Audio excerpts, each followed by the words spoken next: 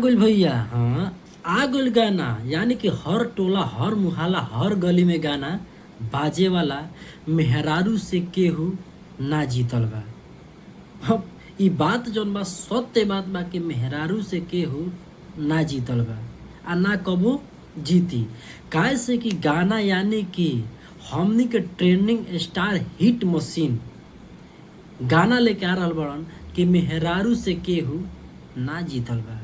उहे जोड़ी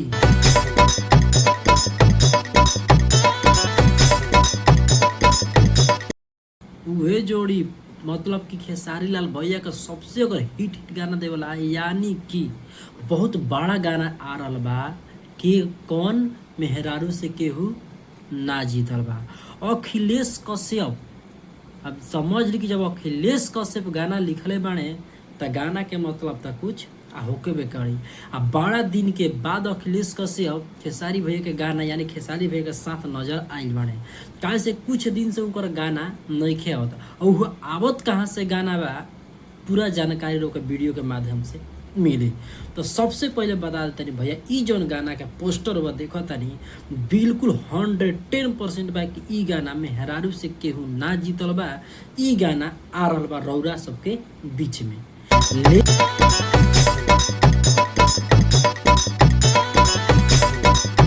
लेकिन ई जौन गाना बा भैया मेहरारू से केहू ना जीतल बा, ये हमें काम के कइले बा।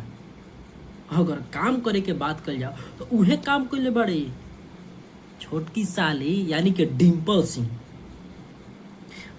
सिंह काम कइले बड़े। तो वीडियो में आप देखी दोनों दिने का फैन जन बा अब होगा भैया रागरा रगड़ी, ठीक बा। अब भैया में रागरा रगड़ी काहे से कि कहल बा खिस्सा में कि मेहरारू अगर जाने चाह दिन ताने विजय बा। तो ये गाना का हम अभी लिखी देता नहीं न कि गाना एकदम विजय बा। आ गाना उसो लगन में बजबे करी मेहरारू से केहू ना जीतल बा, यानी कि भरपूर में फुल एंजॉय बा। एमे गाना गोइले के अगर फीमेल सिंगर के बात कर जाओ शिल्पी राज गोइले बड़ी इकलौता यानी कि डायमंड अभी के फिलहाल में जब मार्केट में बाड़ी यानी बहुत दिन से भी राज करत बाड़ी आ राज करी हैं उहे गाना गोइल बड़ी शिल्पी राज। ई गाना भैया बहुत हिट यानी बहुत बवाल करे आ रहल बा। यानी खेसारी भैया खुद अपन आईडी से भी एकरा के पोस्ट कर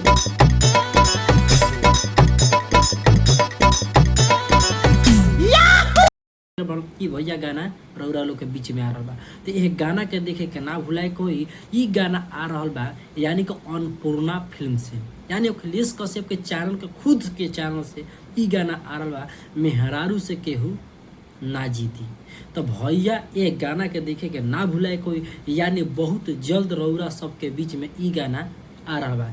ई जौन गाना बा कमिंग सॉन्ग बा, एक टाइम नहीं के देहल गइल कि काल आई कि ना, लेकिन जैसे ही एक टेलर आई रौरा लोग को अपडेट के माध्यम से बता देम। लेकिन ई जौन गाना बा बहुत जल्द यानी कि बहुत जल्द रौरा लोग के बीच में ई गाना आई भैया। ये गाना के देखे के ना भूला कोई। एक बार लिख दे कोई कमेंटवा में, का कमेंटवा में लिखे दे